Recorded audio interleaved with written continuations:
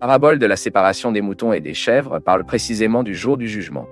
Dans la parabole, le Seigneur Jésus dit que lorsque le Fils de l'homme vient dans sa gloire, c'est-à-dire lui-même avec tous ses anges, il s'asseyera dans son trône dans la gloire céleste.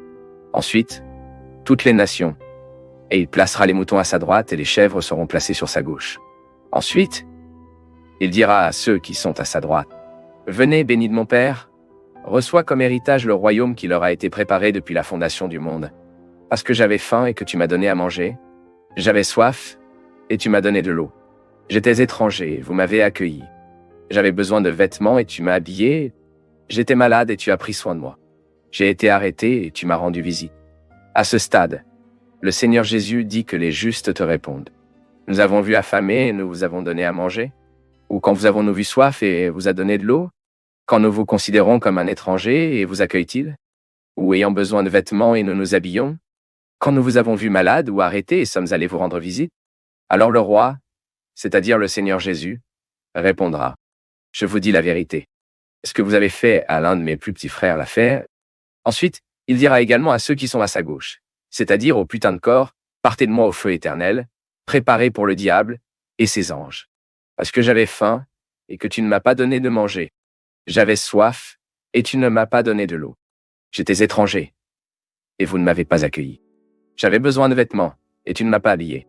J'étais malade et arrêté et tu ne m'as pas rendu visite. » Et puis, ces gens désapprouvés diront au Seigneur Jésus, « Seigneur, quand nous vous avons vu affamé ou assoiffé ou étranger ou besoin de vêtements ou malade ou arrêté et ne vous aidez pas? » Et puis le Seigneur Jésus leur répondra, « Je vous dis la vérité, ce que vous avez cessé de faire à certains de ces petits, aussi, vous avez cessé de le faire.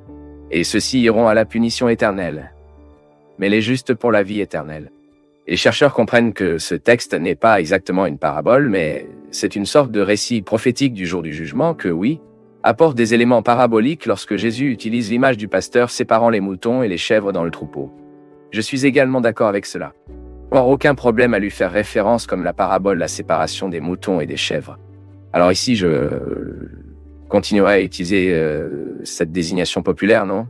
Maintenant, sur le contexte dans lequel Jésus a prononcé ces mots. Eh bien, Jésus a raconté la parabole de la séparation des moutons et des chèvres quelques jours avant d'être crucifié.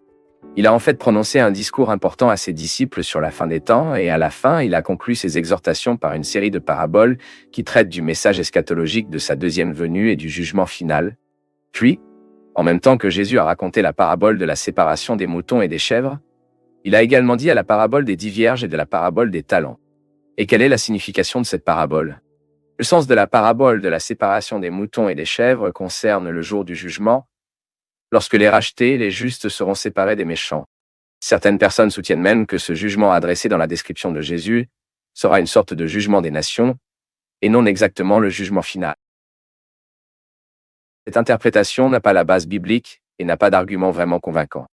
De plus, le contexte de cette parabole semble indiquer un jugement individuel et non collectif, c'est-à-dire un jugement de personnes de toutes les nations, et non un jugement des peuples, un jugement des pays. Et dans la parabole, il est également très simple de comprendre que les moutons symbolisent les croyants et les chèvres symbolisent les incroyants, qui seront destinés à la perdition éternelle. Il n'y a pas de mystère à ce sujet. Et comme nous l'avons dit à ce stade, Jésus a utilisé la figure du troupeau, où il est souvent courant que les moutons et les chèvres restent ensemble pendant la journée, dans le même espace, divisant le même pâturage. Mais les moutons et les chèvres finissent par être séparés la nuit, lorsque les moutons sont menés par le pasteur au giron et que les chèvres, qui sont connus pour leur entêtement, se retrouvent dans le pâturage. Et également attaché à cette signification principale, et que pouvons-nous apprendre de cette parabole? Cette parabole nous apporte une réflexion très similaire à une autre parabole de Jésus, qui est la parabole de l'ivrage et du blé.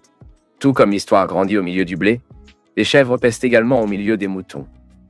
Mais le moment viendra quand ils seront définitivement séparés. L'ivrage et le blé seront récoltés, séparés et destinés à différents endroits. Et de la même manière, les chèvres, qui représentent dans la parabole les méchants, seront également destinés à la perdition éternelle. Tandis que les moutons, qui représentent les justes, les rachetés, seront destinés à la félicité éternelle à côté de Dieu. Et quand cela se produira-t-il? Cela se produira le jour du jugement. Le jour du jugement, Les chèvres ne peuvent plus infiltrer les moutons. Le hassis peut ne plus rester au milieu de la plantation de blé. Et il est intéressant ici que nous pouvons voir qu'il n'y a pas de terrain d'entente.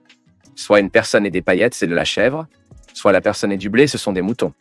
Il n'y a pas de troisième option. Soit il s'agit d'un ou de l'autre, soit appartient au groupe qui recevra une punition éternelle, ou appartiendra au groupe qui recevra le bonheur éternel. La Bible n'a aucune difficulté à dire, d'affirmer avec tous les mots qu'il y a une division et qu'il n'y a aucune idée qu'en fin de compte, tout le monde recevra à la fin l'amour éternel et vivra avec lui heureux pour toute l'éternité. Non, la Bible dit qu'il y a des moutons et qu'il y a des chèvres. Il y a du blé et il y a un coup, et la journée viendra où celles-ci seront définitivement séparées.